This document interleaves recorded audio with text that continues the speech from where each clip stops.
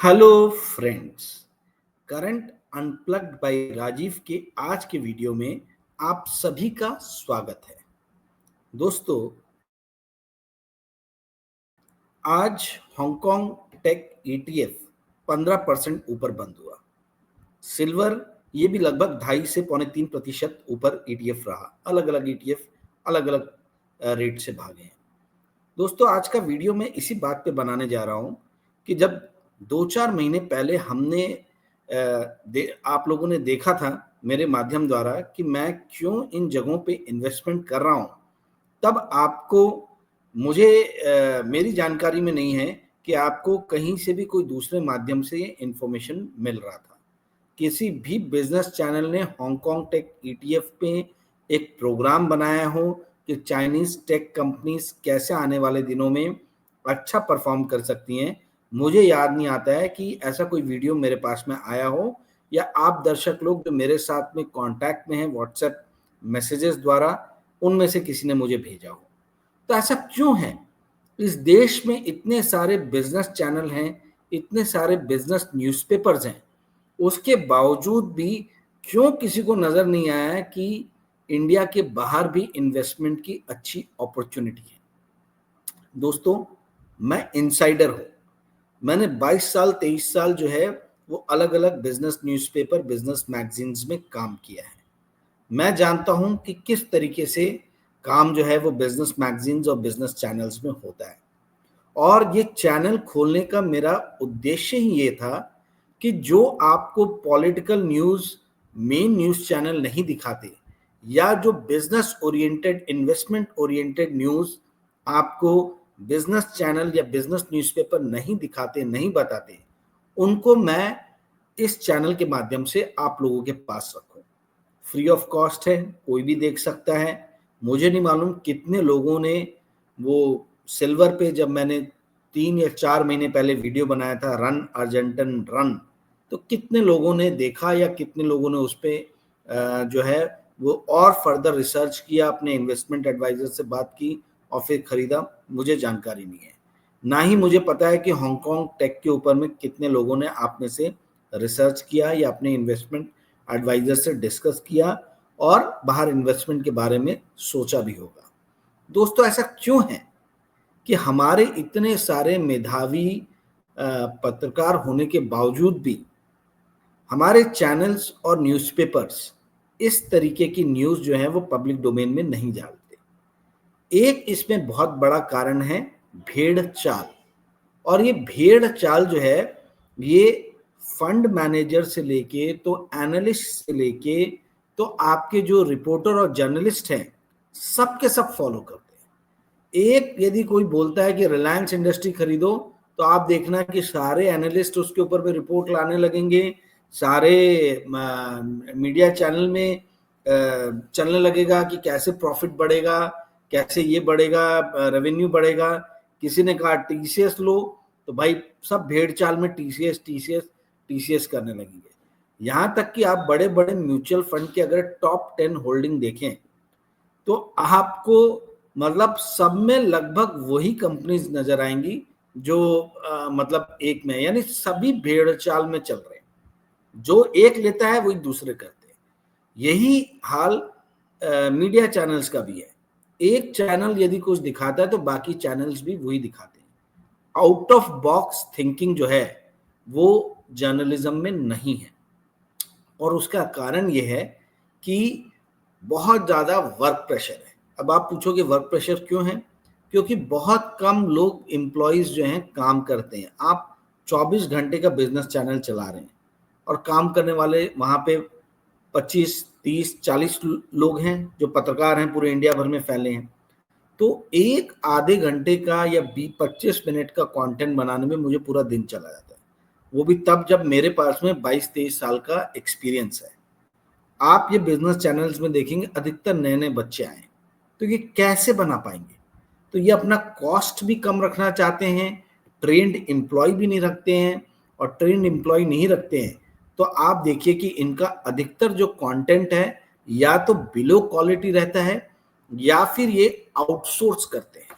आप जरा एक बार चेक करना कि मनी कंट्रोल या सीएनबीसी की जो वेबसाइट है उसमें कितने आर्टिकल्स वहां के पत्रकार लिख रहे हैं और कितने आर्टिकल्स आउटसोर्स करके बाहर का कोई व्यक्ति लिख रहा है।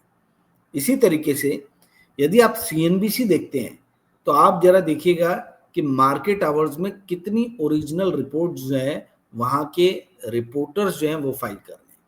पूरे दिन ये लोग बैठा के सिर्फ एक ही बात करते हैं, ये स्टॉक खरीदो, ये स्टॉक बेचो, आज का ये सौदा है, कल का वो सौदा रहेगा, इतने पे काटो, ये स्टॉप लॉस है। मतलब फुल टू एंटरटेनमेंट, आपको कैसे 6.5 घंटा 6 घंटा टीवी के साथ बांध के रखना है, यही इनका ध्येय है।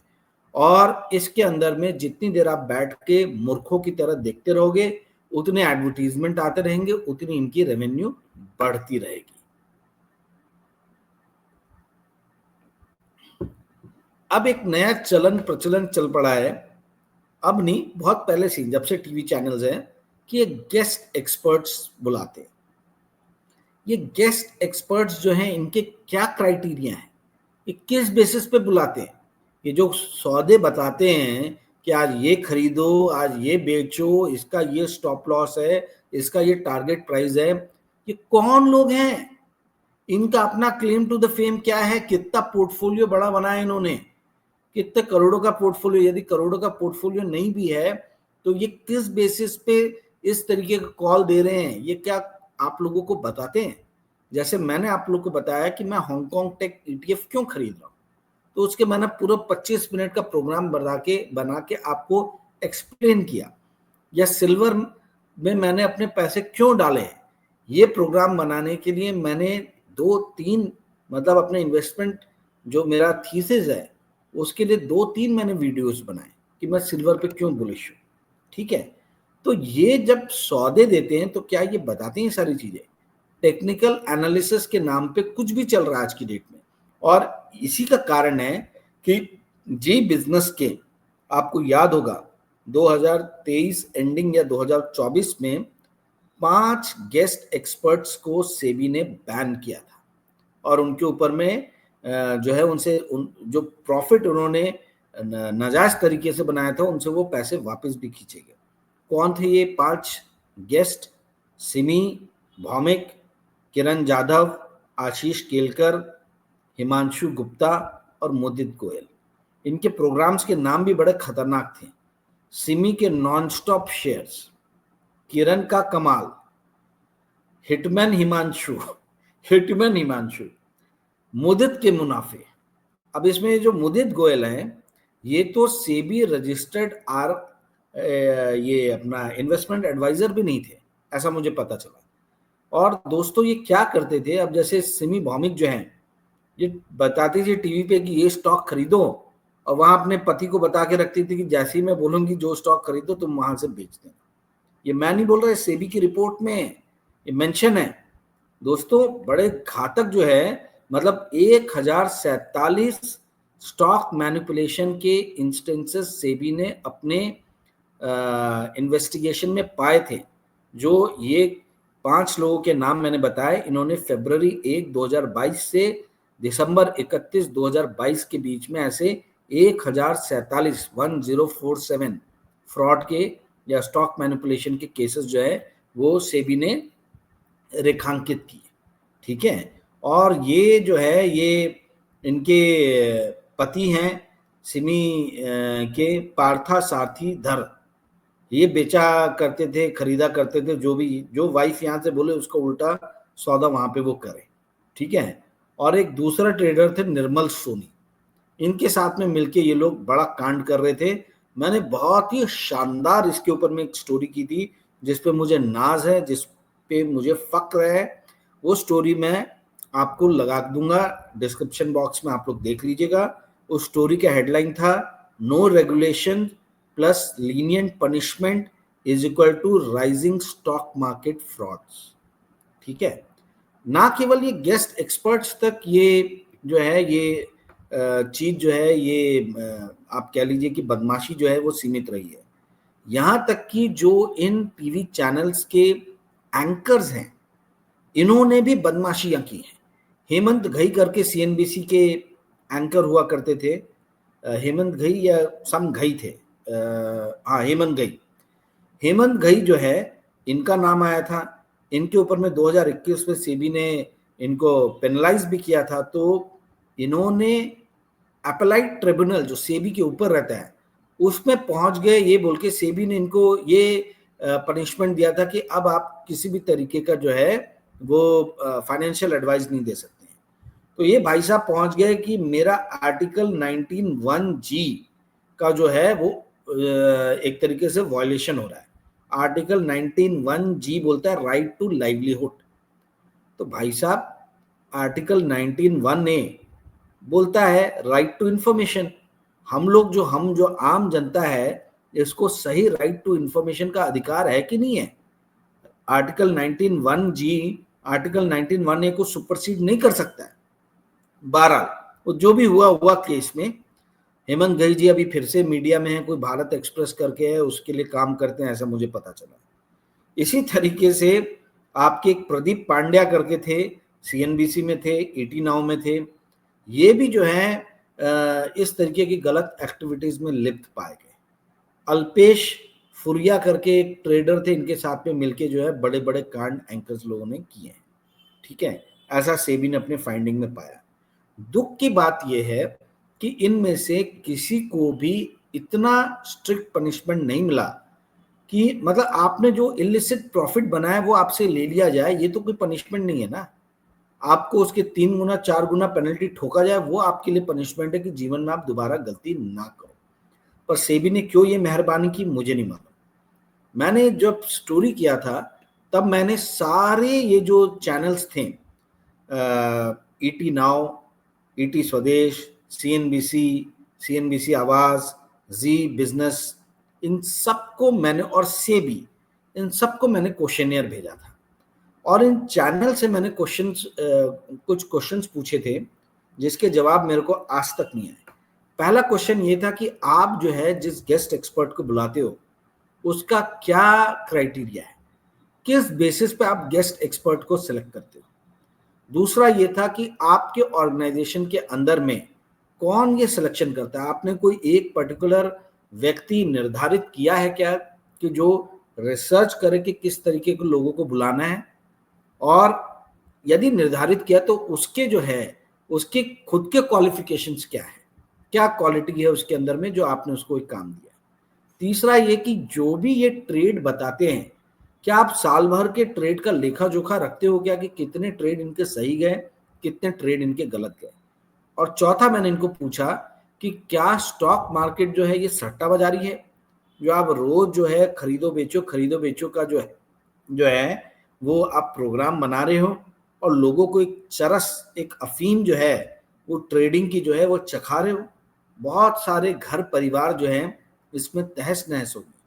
आपको मालूम है कि 90% लगभग ट्रेडर्स जो हैं वो नुकसान खाते हैं, हजारों लाखों रुपए जो है वो नष्ट कर देते हैं। तो ये सब सवालों के जवाब मुझे आज तक नहीं मिले इनमें से एक से भी। तभी मैंने मन बना लिया था कि जब भी नौकरी छोड़ूंगा उसके बाद मैं कुछ ऐसा करूंगा जिससे आम जनता को जो है free of cost, without any prejudice, without any कुछ ऐसा प्री कंसीव नोशन, मैं बताऊं कि भाई मैं खुद अपने पैसे कहाँ लगाता हूँ, ठीक है, और उसका मैं रैशनल दूं। मैं ये भी क्लियर कर देता हूं अपने हर प्रोग्राम में कि मैं इन्वेस्टमेंट एडवाइजर नहीं हूं। तो आप लोग अपने इन्वेस्टमेंट एडवाइजर से पूछ के जो है वो डिसीजन लें यदि आप खरीदना भी चाहते हैं तो। मैं सिर्फ नॉलेज के पर्पज से आपके साथ में चीज़ें शेयर करता हूँ। आपको मालूम है दोस्तों कि कितने नुकसान में ये चैनल चल रहा है। हर प्रोग्राम में मैं आप लोगों से एक प्रार्थना करता हूँ कि आप लोग जो है मेरे मोबाइल नंबर 9860317209 पे जो भी सहयोग देना चाहे वो पेटीएम, फोन पे, गूगल पे, किसी भी माध्यम से आप दें ताकि इस तरीके के प्रोग्राम्स मैं बनाता रहूं। मुझे नहीं मालूम कितने लोगों ने हांगकांग टेक ETF खरीदा, पर जिन्होंने भी खरीदा आज वो बढ़िया प्रॉफिट में बैठे हैं। मुझे नहीं मालूम कितने लोगों ने सिल्वर खरीदा, जिन्होंने भी खरीदा वो आज बढ़िया प्रॉफिट में बैठे हैं। इससे मुझे कोई गेन नहीं हो रहा, मतलब मैं जहां पैसे लगा रहा हूं मैं तो कमा ही रहा हूं। अब मैं कमा रहा हूं, साथ ही कोई दूसरा भी कमा ले तो बहुत अच्छी बात है, यदि वो कमाना चाहे तो। मैं कोई इंडोर्समेंट नहीं करता हूं स्टॉक का, ना मेरे पास में, आप देखोगे मैंने हमेशा ETF बोला है, मैंने स्टॉक कभी भी नहीं बोला है कि इस स्टॉक को खरीदो, इस स्टॉक को बेचो, ये तो कभी भी नहीं कहूंगा। तो आप लोगों की भी जिम्मेदारी बनती है कि आप लोग ये जो दिन भर बिजनेस चैनल्स के सामने बैठ के अपना समय जाया करते हैं, ये जो बेवकूफ़ी करते हैं आप लोग, इसको बंद करें। आप 20-25 मिनट का एक प्रोग्राम देखें करंट अनप्लग बाय राजीव पे। मैं रोज रोज कोई इन्वेस्टमेंट पे प्रोग्राम बनाता नहीं हूँ, मैं महीने में शायद 2 या 3 बना लूँ तो बना लूँ, वो भी अगर मैं अपने पैसे डाल रहा हूँ तो। हो सकता है 6 महीने में मैं एक भी प्रोग्राम ना बनाऊं, क्योंकि मैं अपने कोई पैसे डाल ही नहीं रहा। तो ये जो है आपको समझने की आवश्यकता है कि भाई ये जितने भी मीडिया है, ये किसी ना किसी प्रॉफिट मोटिव के साथ में आपको बांधे रख रहे हैं। इसके पीछे इनके अपने खुद के उद्देश्य हो सकते हैं। मैं तो आप लोगों से भिक्षा मांग मांग के चैनल चला रहा हूँ, तो मेरा कोई प्रॉफिट मोटिव नहीं है।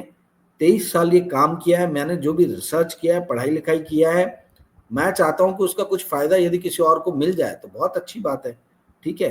तो सिर्फ वही मोटिव है। आज जो सिल्वर ऊपर भागा और जो हांगकांग टेक भागा 15% किसी ETF का ऊपर जाना, बहुत बड़ी न्यूज़ है। कल के अखबार उठा के आप देखना कितने अखबारों ने जो है इसके ऊपर में लिखा है।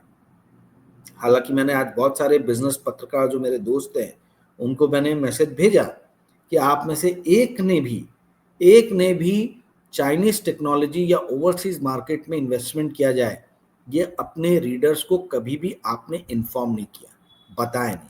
तो जब दोस्तों, इसलिए आप लोगों की भी बहुत जिम्मेदारी बनती है कि आप लोग सोच समझ के चैनल्स और मीडिया बिजनेस जो है, बिजनेस पब्लिकेशन जो है उनको पढ़ें। एक खास बात जो आपको समझनी है वो ये है कि मीडिया जो है ये एक अफीम है, एक चरस है। जैसे गरीब लोगों के लिए धर्म एक अफीम का काम करता है, मानसिक रूप से जो कमजोर लोग हैं उनके लिए धर्म एक अफीम का काम करता है, वैसे मिडिल क्लास पढ़े लिखे लोगों के लिए मीडिया एक अफीम का काम करता है। यह आपको बांधे रखने का काम करता है, आपको एक नशा दिलाता है कि आप बार बार इसके सामने बैठें, इसके पास में जाएं, ठीक है, क्योंकि इसका पूरा बिजनेस मॉडल ही ये है। तो ये आज की डेट में क्या हो रहा है कि इस माध्यम को पोल्यूट किया जा रहा है, जिस माध्यम से पढ़ा लिखा वर्ग, पढ़ा लिखा तबका इंफॉर्मेशन ग्रहण करता है, न्यूज़पेपर हो या टीवी चैनल्स हो, यदि उस सोर्स को पोल्यूट कर दिया जाए, उस सोर्स से गलत सलत जानकारी दी जाए, तो आप लोग की लर्निंग कर्व क्या बनेगी, इसके ऊपर में मैं एक सेपरेट अलग से प्रोग्राम बनाऊंगा। तो कहने का अर्थ है कि पढ़े लिखे लोगों को भी चारों तरफ से घेर के, चारों तरफ से उनको प्रेशराइज किया जा रहा है। दोस्तों जब लगती है तो हर तरफ से जो है आदमी की लग जाती है। मैं अपना ही एग्जांपल देता हूँ। मैंने कुछ दिनों पहले कोई प्रोग्राम, 2-3 दिन कोई प्रोग्राम नहीं बनाया था, क्योंकि मेरे थ्रोट में बहुत बड़ा प्रॉब्लम था, बहुत मेरे को दर्द हो रहा था। फिर वो उसके लिए मैंने बड़े हैवी एंटीबायोटिक्स 8-10 दिन खाए। उस दौरान ही मेरे दांत में दर्द डेवलप हुआ और इतना दर्द हुआ कि मेरे को एक सर्जरी करानी पड़ी उसके लिए। तो उसके लिए भी 1-2 दिन मैंने प्रोग्राम नहीं बनाया। अब ये दांत की मेरी और थोड़ा सा बाकी है काम। तो मेरे को आज सुबह जो है मेरी जीभ जो है वो इतनी मोटी फूल गई इस तरफ की, दांत का प्रॉब्लम इस तरफ है और जीभ जो है इस तरफ फूल गई, इसलिए मैं तेजी से बात भी नहीं कर पा रहा हूँ, बहुत धीरे धीरे बात कर रहा हूँ। ये देखेंगे आप, ये पता नहीं क्या हो गया है, 4D टाइप, मुझे नहीं समझ में आ रहा है। तो मैं मतलब एक बार फंस गया हूं तो फंस ही गया हूं, पहले थ्रोट का प्रॉब्लम, फिर दांत का प्रॉब्लम, फिर जीभ का प्रॉब्लम। तो इसलिए ऐसे जीभ दिखा के प्रोग्राम में बताना नहीं चाहिए, पर मैं आपको बता सिर्फ इसलिए ना हूं कि जब इंसान की लगती है तो हर तरफ से लग जाती है। तो आपको कॉशियस रहना है, चाहे पोर्टफोलियो हो चाहे हेल्थ हो। ये मतलब जब एक बार गिरना शुरू होता है तो गिरते ही चला जाता है।